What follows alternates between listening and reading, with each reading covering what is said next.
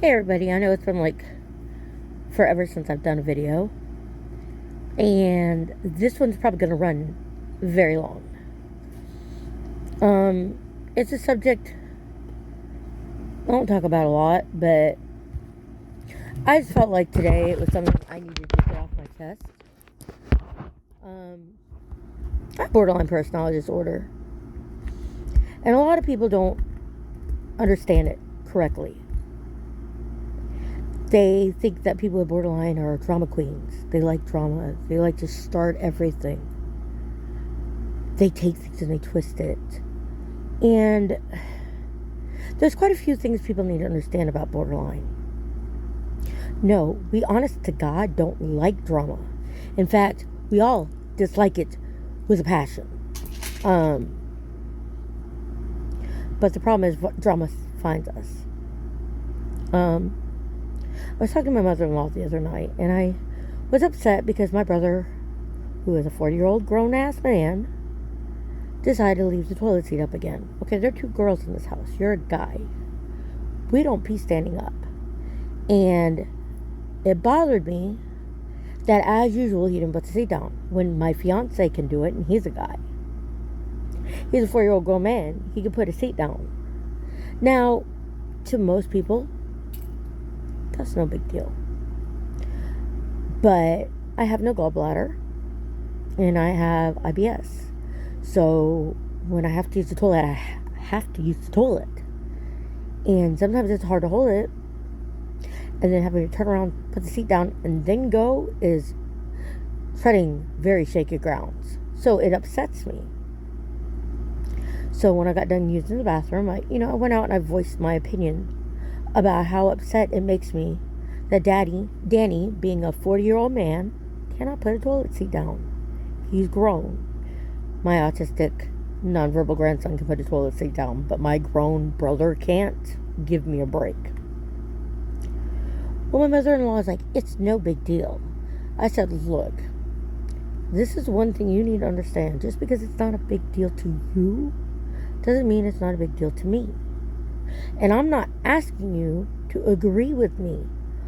All I'm asking out of you is to validate, hear the word, guys, validate that I'm upset, that it upsets me. And that's what a lot of people don't understand about people with borderline. It's not that we're asking you to say that our opinion is correct, or we think we have a right to be wrong, upset, and you better agree with us. That's not what we're asking. We're asking that you validate the fact that our feelings were hurt. It's not a difficult thing to do. It's easy as saying, I'm so sorry that upset you. That's not agreeing with me. That's not saying that I'm right for being upset. That's not saying I'm wrong for being upset. That's just acknowledging that my feelings are hurt. And throughout my life, and I'm 47 now, no one seems to grasp that concept. And, I hear, oh, you're blowing it out of proportion. You're overreacting. Okay, what upsets me and the way I react to how I am upset is based on my life and what I've lived through. Just like I don't expect you to react the way I do, you shouldn't expect me to react the way you do. And a lot of people want to say, oh, I'm overreacting. Where do people get off saying you're overreacting? You're not me. You have no idea what I've been through. You have no idea how my brain chemicals work. So where do you get off telling me that I'm overreacting? I'm reacting on how my body, my brain reacts to the stress I'm under. And that is something people don't seem to grasp. Just because us people with borderline overreact, we are reacting by the way the chemicals in our brain react to stress. That's simple. So you have no right and you have no audacity to tell us that we're overreacting. Just like I wouldn't tell you how to react in a situation that's going on in your life. And it's very hard with borderline. We don't even really know who we are. I don't know who I am. I am whoever everybody wants me to be. I feel empty inside. And I feel like a misfit. And I can't make a decision to save my life. And if I get stressed out, I react in anger. Because I don't know how to handle it. I don't know how to handle stress. And I have severe abandonment issues. That is part and parcel with the borderline and also from the abuse I sustained as a child. But regardless, all these things make it hell for those of us with borderline. And it bothers me because if a diabetic acts a certain way because their sugar gets low, it's acceptable, it's understandable. He has a medical condition. But if somebody with borderline reacts in a overreaction manner, it's not acceptable. Because mental health isn't a justifiable reason. I am expected to be normal. But here's the problem, guys. The chemicals in my brain are not normal. They do not fire right. And given the life I've lived, I've had a lot of trauma in it. Therefore, I'm not going to react the way you react. And you're not going to react the way I react. And calling us drama queens, or we like to twist things, we're not twisting things. When we hear something triggers us. It could be a word, a phrase, or whatever. It'll trigger us. And everything gets jumbled up inside and it's mixed up and it comes in wrong. It's like trying to hear when you're underwater. And so you get upset because you misunderstand it. It's not that you're purposely trying to twist things around. It's not like you're purposely trying to make someone look like a bad guy. No, it's what you hear. It's what your brain hears. It's what they process. And in the 47 years I've been alive, I've lost a lot of friends, a lot of family members, due to the symptoms and reactions that I have because I'm borderline. I'm expected to be normal. Well, sweetheart, I'm not normal. I'm far from it. I never have been normal. I've always felt like a cast out, like I was a misfit, like something was wrong with me. I was always sad. I couldn't figure out why I could never be happy, why I always felt empty inside. Yes, I have bouts of happiness, but for the most part, for the majority of my life, I've been empty inside. And that's a horrible feeling. And I don't purposely try to mix up what I hear. I don't try to twist things. I don't want to start drama. But unfortunately for me, it's how my brain works. Just like the other day. Oh my Lord. When we have a moment with borderline, a lot of us have no control. When we react, we have no control over it. In our head, we're telling ourselves to shut up. But guess what? It's not working. And the other day, I was going through messages to my mother-in-law because I was looking for a picture I had sent her. And I happened to come on one of my freak out moments. And oh my God, y'all. I almost died when I read what I wrote. I don't even remember writing it. And I sent my mother-in-law a message. I said, Mom, I am so sorry. I just read one of my freak out messages. And Mom, I'm so embarrassed. I'm so sorry. And it hurt me because then I went back and I looked through messages to my daughter, my fiance, my brother, and I just wanted to die. It was so awful. But at that time, I don't remember doing the things I've done. I don't remember saying the things I said. Because I have dissociated identity disorder, so I disassociate when I lose my shit because of my borderline. Which, it sucks because I'm constantly apologizing. Even if I had the right to be upset, I still constantly apologize because I overreacted. And it sucks. Now, I have no problem apologizing. Yes, sometimes it takes me longer than ever. My mother-in-law likes to always emphasize that it takes me sometimes longer than others, but it doesn't matter. I still apologize. No matter how long it takes me. Because I firmly believe if you're in the wrong, you apologize. But the pain I felt when I read my own words was horrific. And it's not like I did it on purpose. It's not like I meant to be that way. I got triggered and I reacted before I could stop myself. And I think that is one of the hardest things dealing with borderline that I have, is trying to not let myself get triggered. Because when I get triggered, I turn into an evil person I hate.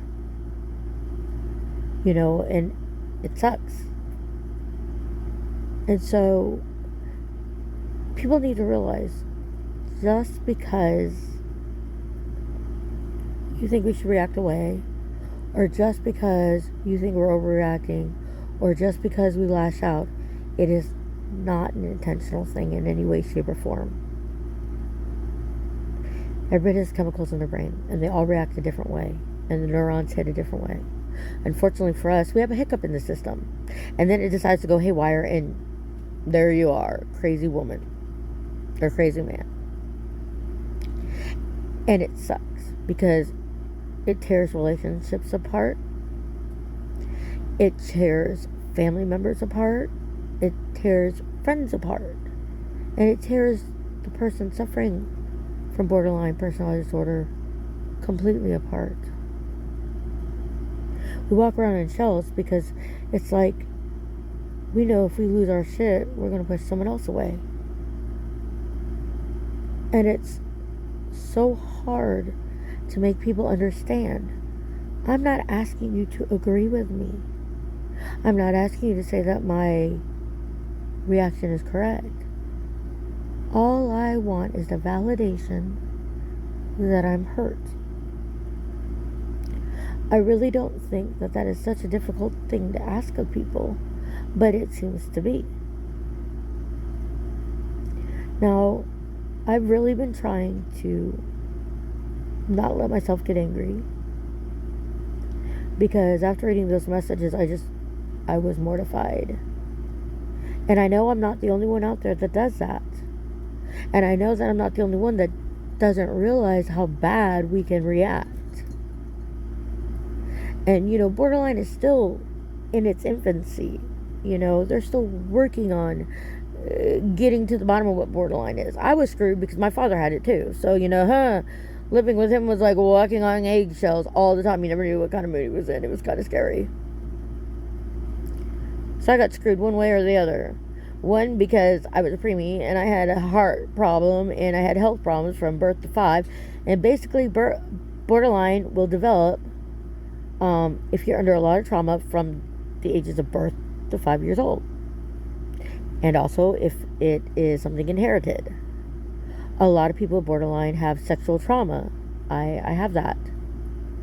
On top of my birth problems. And then, of course, my family history. So I got basically triply screwed. I was going to get it one way or the other. I also have schizoaffective disorder, post-traumatic stress disorder, hyperanxiety disorder, general major depression, general major anxiety. I have abandonment issues. I have sleep insomnia. So I have a whole lot of fun stuff up in my head. And when I think about my life, I understand why. Not to mention I got inherited from both sides of my family. It's from both sides. My mother and my father's side screwed me both.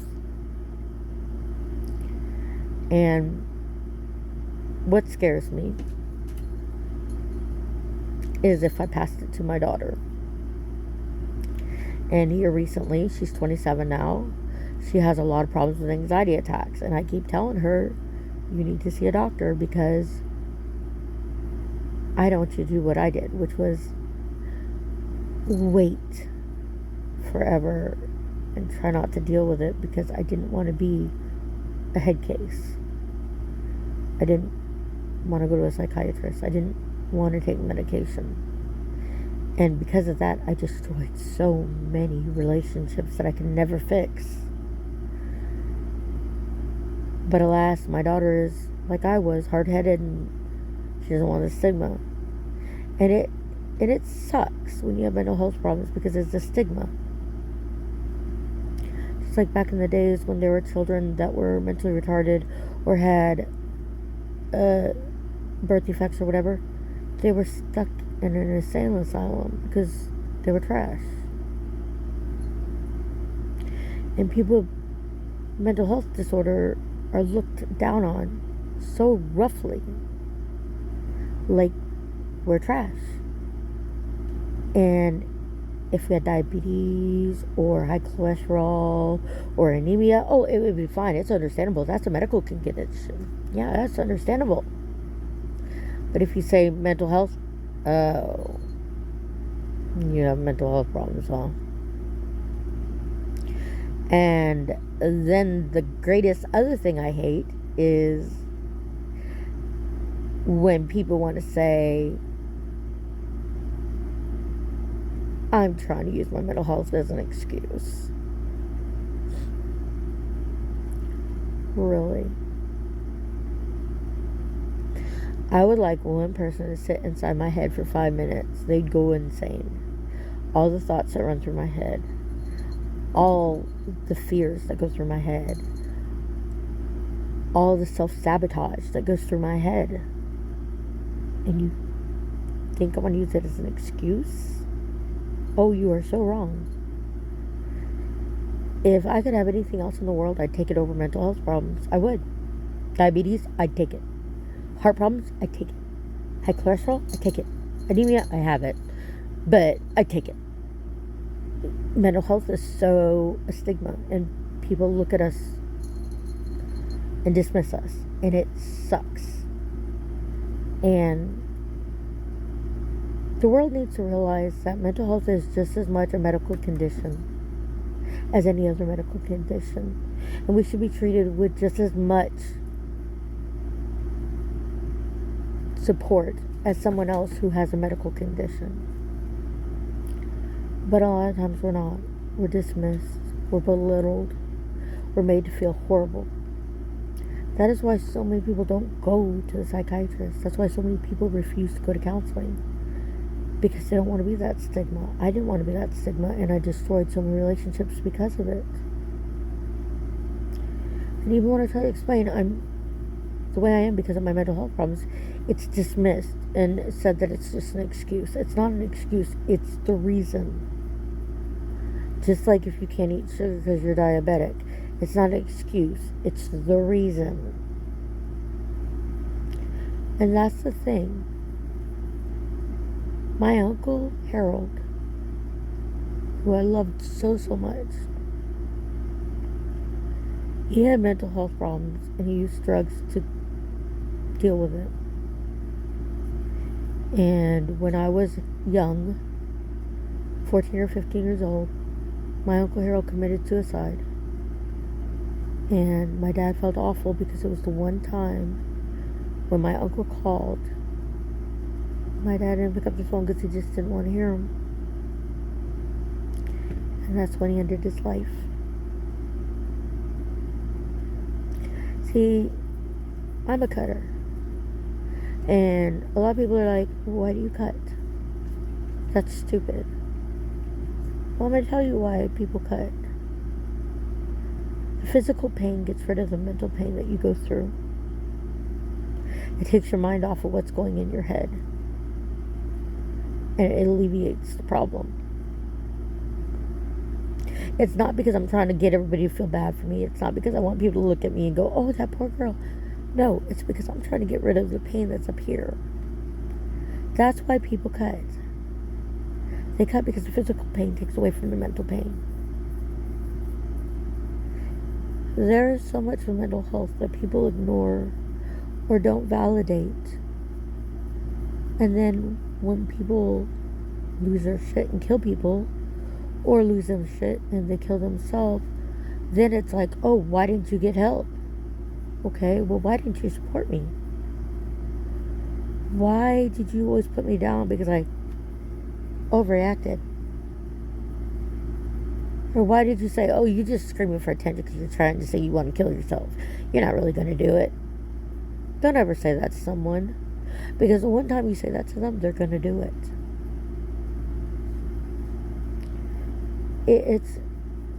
It's such a horrible thing to have mental health issues. It's hard. It's hard because you overthink everything. Is it just me? Am I overreacting? Do I have a right to be upset about this? Or am I wrong again? Try thinking that about every reaction you ever make in your life. It sucks. And people just don't realize how much your head affects you. So, the next time a family member, a friend, or even you hears someone has mental health, don't stigmatize them. Support them because they need it. It's so lonely being in the place where you know you're a stigma. Now, I am grateful. I finally found a man who supports me. My fiance Dwight is amazing. He deals with me, and yes, I've lashed out at him, and I've said horrible things I wish I never said. But unlike any other man in my life, he understands. He understands I don't mean it, and he understands that it is my mental health, and that I'm triggered and I'm reacting because of it. And he still stands by me, and he still supports me. And that's the thing people with borderline need, is a strong support partner, whether it's their mate or their family member. That is what we need. And yes, we're going to push away love because we're scared of love, because we're afraid we're going to hurt you, and that'll kill us.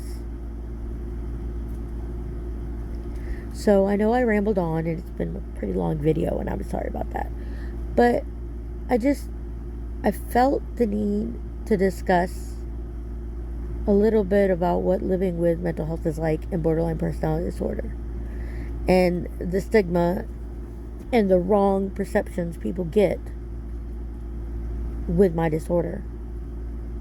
And I hope that watching this, you can share it to a loved one or a friend and say, look, this is what I've been trying to tell you. I'm not asking you to say I'm right when I get upset. I'm just asking you to support and say, I understand that upsets you. That's all we want. It's called validation. And that is the most important thing for us people with borderline, to be validated for our feelings. That's all we can ask you. So I hope y'all have a blessed day, night, evening, whatever time it is that you watch this video. If you watch this video, if you like it, I'd appreciate it if you liked it. If you think it'll help somebody, I ask you to share it. If you want to subscribe and see my crazy videos, because I do so many weird things. About to do another one about the government, so that should be fun. But I'm so eclectic, you could never know what I'm going to do a video on. But if so, then subscribe. And be a friend to the crazy chicken mama, because that's what I am.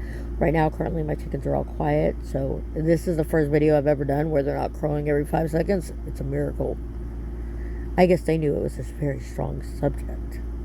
So y'all have a great day, and God bless.